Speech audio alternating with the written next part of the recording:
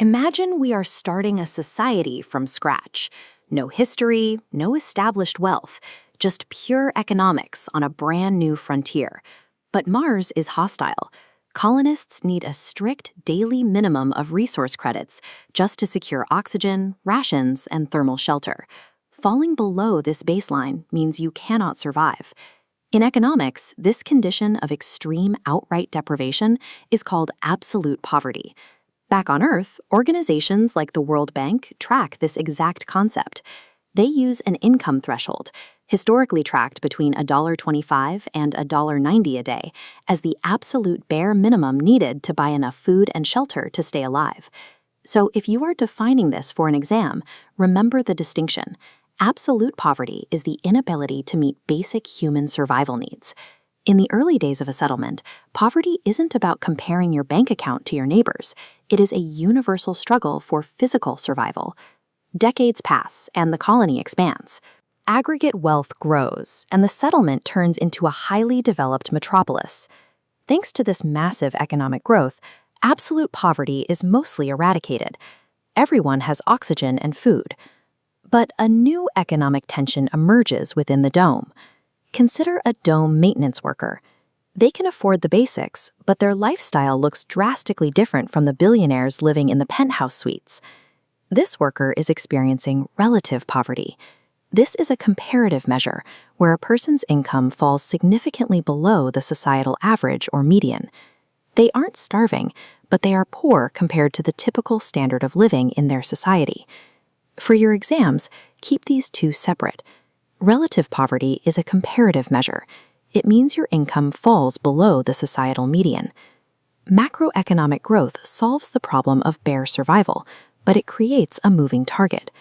Generating wealth across a whole economy doesn't mean everyone prospers equally. As our Martian economy advanced, what specific factors caused certain colonists to be left behind? The first reason is unemployment and low wages. When industries modernize and adopt automation, workers without specialized skills lose their jobs, cutting off their income.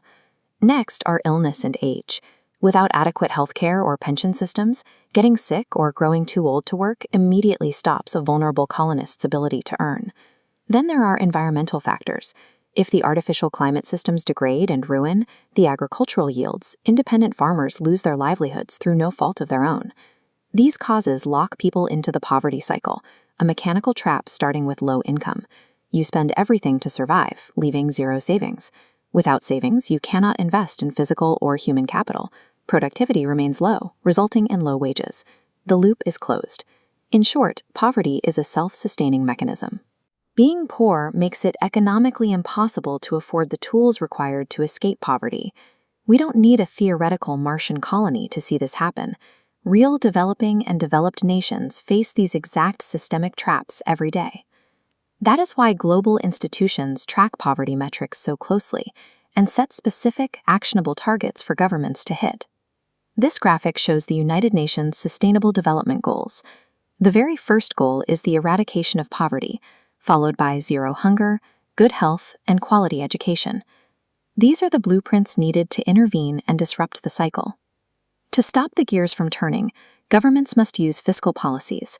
Funding public education, universal health care, and infrastructure acts like a wrench thrown directly into the poverty trap.